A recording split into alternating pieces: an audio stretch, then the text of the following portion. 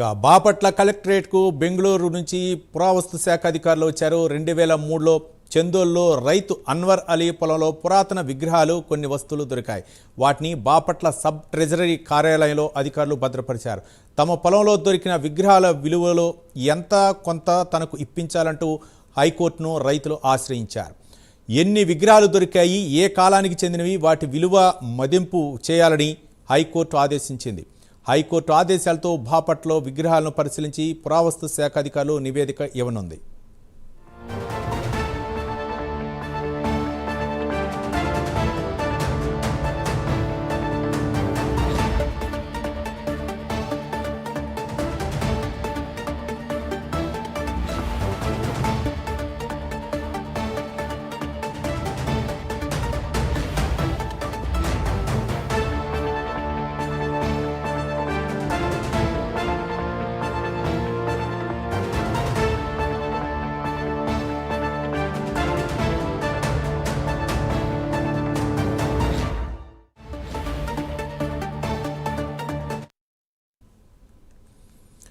బాపట్ల కలెక్టరేట్కు బెంగళూరు నుంచి పురావస్తు శాఖ అధికారులు వచ్చారు. 2003లో చందోల్లో రైతు అన్వర్ అలీ పొలంలో పురాతన వస్తు విగ్రహాలు కొన్ని దొరికాయి. వాటిని బాపట్ల సబ్ ట్రెజరీ కార్యాలయ అధికారులు భద్రపరిచారు.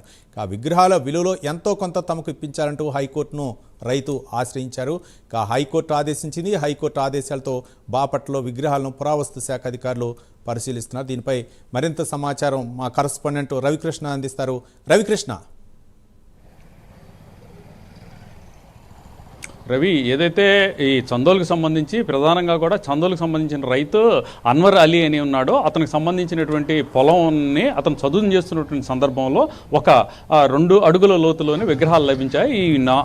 ఈ విగ్రహాలు మొత్తం కూడా 4 ఉన్నట్లుగా కూడా గుర్తించడం జరిగింది. ఈ 4 విగ్రహాలు ప్రధానంగా కూడా విష్ణుమూర్తి, అదేవిధంగా కూడా నటరాజస్వామి, అమ్మవారు, మరొక విగ్రహం కూడా లభించినటువంటి నేపథ్యంలో ఆ విగ్రహాలన్నింటినీ కూడా ఈ అన్వర్ అలీ అయితే మాత్రం గవర్నమెంట్కి హ్యాండ్ అవుట్ చేసిన తర్వాత తనకి సంబంధించి అంటే ప్రధానంగా కూడా చందోలు అనేటప్పటికీ చందోలుకి చారిత్రాత్మకంగా కూడా చాలా నేపథ్యం ఉన్నటువంటి ప్రాంతము. దీనికి సంబంధించి వెలనాటి చోళ్ళు అయితే ఈ చందోలుని రాజధానిగా చేసుకుని దర్తపురి అనే పేరుతోనే రాజ్యాన్ని కొనసాగించినటువంటి పరిస్థితి. అటువంటి నేపథ్యంలో ఇక్కడ లభించినటువంటి ఏవైతే ఈ విగ్రహాలు ఉన్నాయో విగ్రహాలకు సంబంధించి తన భూమిలో లభించినాయి కాబట్టి తనకు వాటి విలువలో కొంత మొత్తం ఇవ్వాలని చెప్పి ఆయన అయితే కోర్టుకి వెళ్ళడం జరిగింది. ఇది 2003లో జరిగినటువంటి విషయం. తర్వాత 2014 వరకు కూడా ఎటువంటి ఫార్వర్డ్ లేకపోవడంతో 2014లో సంబంధించి హైకోర్టుని ఆశ్రయించాడు.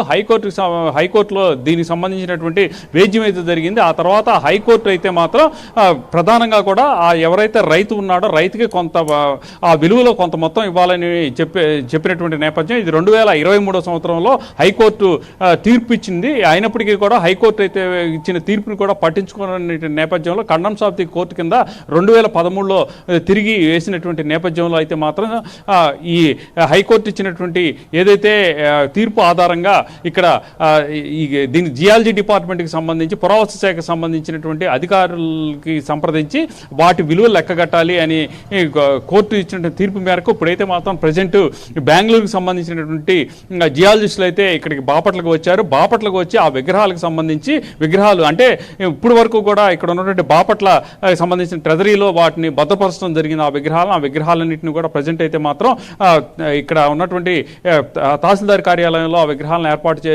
తీసుకొచ్చి రావటం, వాటికి సంబంధించి జియాలజిస్టులు అయితే మాత్రం దాని వాల్యూ లెక్క కట్టే పనిలో ఉన్నారు. దీనికి సంబంధించి పొద్దు నుంచి కూడా ఇక్కడ బాపట్లకి సంబంధించినటువంటి ఇది ఏదైతే తహసీల్దార్ కార్యాలయం ఉందో ఇప్పటికి పురావస్తు శాఖ అధికారులు చేరుకున్నారు. అదేవిధంగా కూడా రెవెన్యూ డిపార్ట్మెంట్కు ఆర్డీఓ అందరూ కూడా చేరుకొని ఉన్నారు. ఆ రైతు సమక్షంలో అయితే మాత్రం ఆ విగ్రహాలకు సంబంధించి లెక్క కట్టడం జరిగింది. దీనికి సంబంధించి మెజర్మెంట్స్ కూడా తీసుకున్నారు. ఈ నేపథ్యంలోనే ఇప్పుడు వీళ్ళు తీసుకున్నటువంటి ఏదైతే వాల్యూ ఉంటుందో వాల్యూకి సంబంధించినటువంటి పత్రాలన్నింటినీ కూడా హైకోర్టుకి సబ్మిట్ చేస్తారు. ప్రధానంగా కూడా ఈ వచ్చినటువంటి వాల్యూలో 20% ఇవ్వాలని చెప్పి ఒక తీర్పు ఉన్నటువంటి నేపథ్యం. ఈ నేపథ్యంలోనే 20% ఆ వాల్యూలో ఇస్తారని వస్తున్నటువంటి వార్తలు. అయితే మాత్రం ఇప్పటి వరకు కూడా అనేక రకాలైనటువంటి విగ్రహాలు, పురావస్తు విగ్రహాలు అయితే పురాతన విగ్రహాలు అయితే లభించినాయి. కానీ లభించినప్పుడు అయినప్పటికీ కూడా ఎవరు కూడా ఆ విగ్రహాలకు సంబంధించి వాల్యూ కట్టి వాటిలో మాకు ఎంతో కొంత ఇవ్వాలని వెళ్ళినటువంటి కోర్టులకి వెళ్ళినటువంటి పరిస్థితి లేదు.